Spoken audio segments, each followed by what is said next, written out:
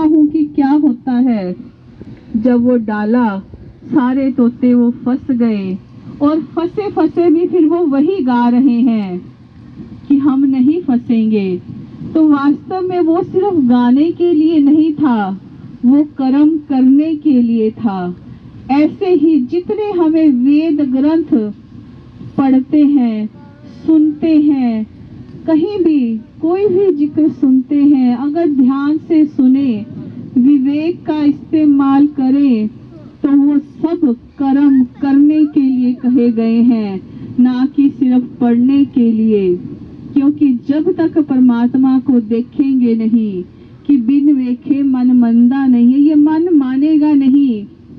आज से कोई 20-30 साल पहले कोई हमें कहता कि एक ऐसी इंस्ट्रूमेंट आएगा, कोई ऐसा फोन आएगा कि आप 1 मिनट में अमेरिका में बैठे बात कर लोगे और उसको लेके घूम भी सकते हो, कोई मानना नहीं था। लेकिन जब देख लिया तो मान लिया कि बिन देखे मन मंदा नहीं है। देख के फिर मन मानता है, और जब तक मन नहीं मानेगा तब तक प्यार नहीं। बिन मन मने प्यार नहीं, और प्यार बिना नहीं भक्ति ते, बिन भक्ति बेड़ा पार नहीं। भक्ति करेंगे तो जिस काम के लिए यहाँ पर आए हैं, मुक्ति प्राप्त करने के लिए, वो मिल जाएगी।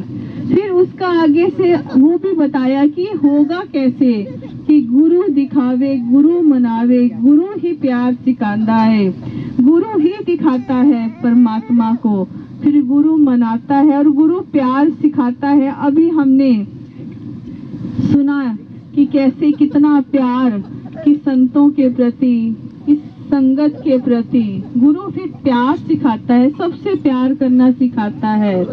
गुरु दिखावे गुरु मनावे, गुरु ही प्यार सिखाता है।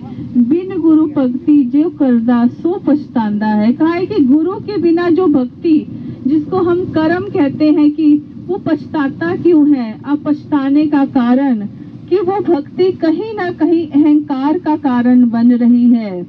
मैंने इतने व्रत रखे हैं, मैं आ गई, मैंने इतने लोगों को खाना खिलाया है, मैं इन्हें इतने दिन नंगे पांव कहीं धार्मिक जगह पे गई हूँ, मैं वो मैंने किया। वो इसलिए वो कहीं ना कहीं वो हमारे और ज्यादा नीचे जाने का जरिया बन गई, क्योंकि जीवन में गुरु नहीं आया। ऐसे ही गुरु को इतना बड़ा दर्जा नहीं दिया, क्योंकि गुरु ही है जो हमें सिखाता है कि वास्तव में मैं कुछ नहीं हूँ, ना मेरी अपनी औकात है कि मैं कुछ कर सकूं, सब कुछ ये करने वाला है। और वास्तव में जब इसको देख लेते हैं तो फिर कुछ चिंता नहीं होती कि सब कुछ तो ये कर रहा है। हमने वो भी एक एग्जाम्पल सुना कि जब महाभारत का युद्ध हो गया तो और कहीं ना कहीं वो बात चली कि किसने बहुत ज्यादा लोगों को मारा है, किसने बहुत परोपकार इतना किया है, खत्म किया है। तो कहा गया कि चलो आपस में बात नहीं करते, एक जो बर्बरीक का सिर वहाँ टंगा हुआ है उससे जाकर पूछते हैं। वहाँ गए, उसको पूछा कि ये जो आपने देखा, सारा युद्ध देखा, तो आप बताओ सबसे बड़ा महारथी कौन है? तो आगे से क्या कहा गया? यही कहा गया कि मुझे तो कुछ नजर नहीं आया, सब जगह वो कृष्ण का सुदर्शन चक्र चल रहा था, कि ये सब तो करने वाला परमात्मा है, कोई इंसान की अपनी औकात नहीं कि कुछ कर सके। फिर ये भी किसी ने पूछा, उद्धव गीता का जब जिक्र सुनते हैं कि परमात्मा श्री कृष्ण से वो पूछ रहे हैं कि आप क्या जब हमें कुछ कर्म ऐसा करते हैं, सब कुछ कहते हो कि करने वाले आप हो, लेकिन जब कोई इंसान गलत काम करता है, किसी का बुरा करता है, तो फिर क्या आप भी तो वही होते हो? जब आप कण कण में हो तो फिर आप उसको रोकते क्यों नहीं हो? तो आगे से कहा गया कि मैं किसी को रोकता नहीं हूँ, मैं सिर्फ एक दृष्टा बन के वहाँ पर साक्ष्य बनकर देखता हूँ कि क्या हो रहा है। कहने लगे कि फिर आप रोकते क्यों नहीं हो गलत करते हुए? कि जैसे एक टीचर हम अक्सर देखते हैं कि पेपर होते हैं जब बच्चों के क्लास में, कैसे वो टीचर घूम रहा होता है, ड्यूटी होती है, उसने ही वो सारे क्वेश्चन आंसर, वो सारे जो सम्स होते हैं पहले बच्चों को करवाए होते हैं, वो घूम रहा है, वो देखता है कि बच्चे जो है क्वेश्चन का आंसर गलत दे रहा है, लेकिन उसको ये नहीं कहता कि तुमने ये गलत है, वो वहां चुपचाप खड़ा हुआ देखता है। तो ऐसे ही जब कृष्ण जी से पूछा गया कि कोई गलत काम कर रहा हो तो आप रोकते क्यों नहीं हो, जब आप सब जगह हो, सब कुछ करने वाले आप हो।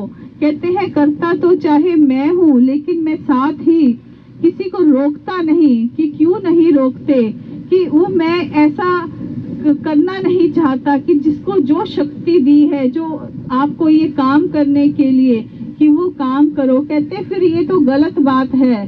तो आगे से जो बात कही कि जब किसी इंसान को ये पता चल जाता है कि मैं खड़ा होकर देख रहा हूँ, मैं अंग संग हूँ, जब वो मुझे देख लेता है हर जगह समाया हुआ, तो फिर वो गलत काम करता ही नहीं।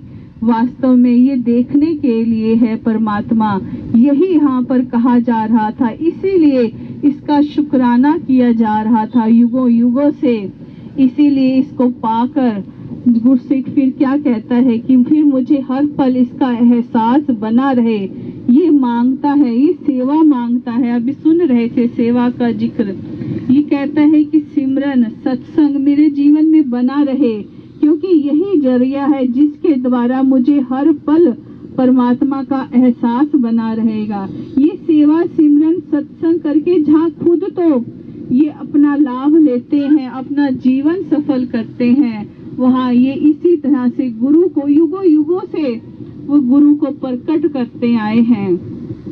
वो हम आदि ग्रंथ में एक साखी भी सुनते हैं बाबा मक्खन शाह जी की, कि कहीं जा रहे थे, देखा कि समुंदर है और वो उनका बहुत सामान, वो समुंदर में जहाज डूबने वाला, तो अरदास की कि मालिक मुझे बचा लो, ये मेरा जहाज बच गया तो 500 मोहरे मैं आपको यहाँ दान दूंगा। कहते हैं कि जब वो समुंदर से बाहर आए तब तक 8वें गुरु शरीर छोड़ चुके थे, और अभी तक किसी को ये नहीं पता था कि 9वें गुरु कौन से हैं।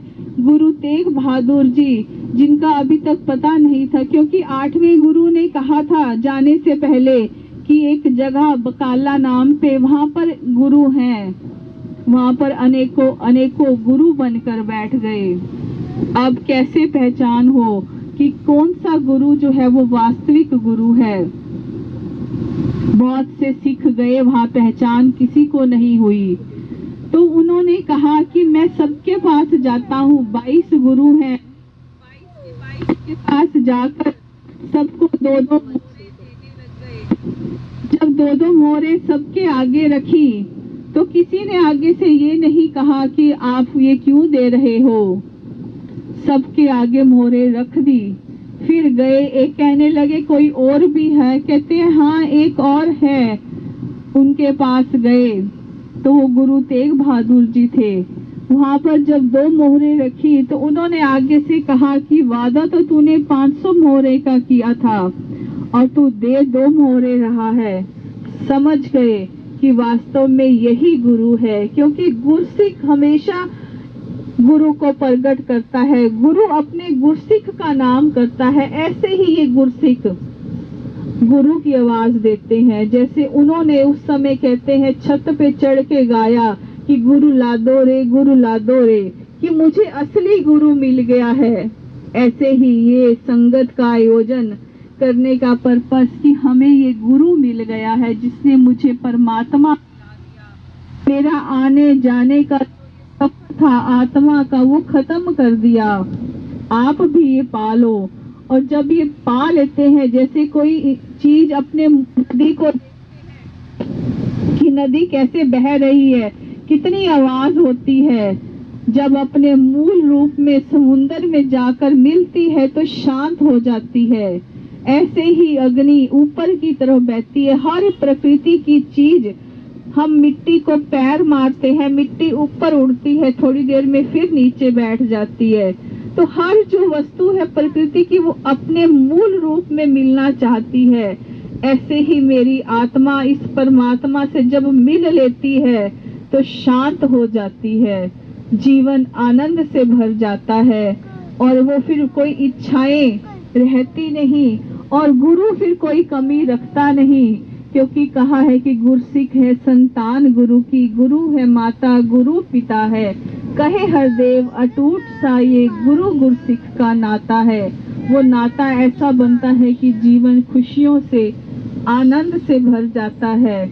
अरदास है सभी के चरणों में कि जिन्होंने नहीं पाया तो ये आवाज दी जा रही है, जिन्होंने पा लिया है उनके लिए भी अरदास कि हर पल जीवन में बना रहे सेवा सिमरन सत्संग भक्ति। और सभी के लिए अरदास सच्चे पातशाह सभी को तन स्वस्थ रखें, मन स्वस्थ रखें, धन की भी कोई कमी ना हो, सबके भरपूर रहें और सभी दौड़ दौड़ के सेवा सिमरन सत्संग करते रहें।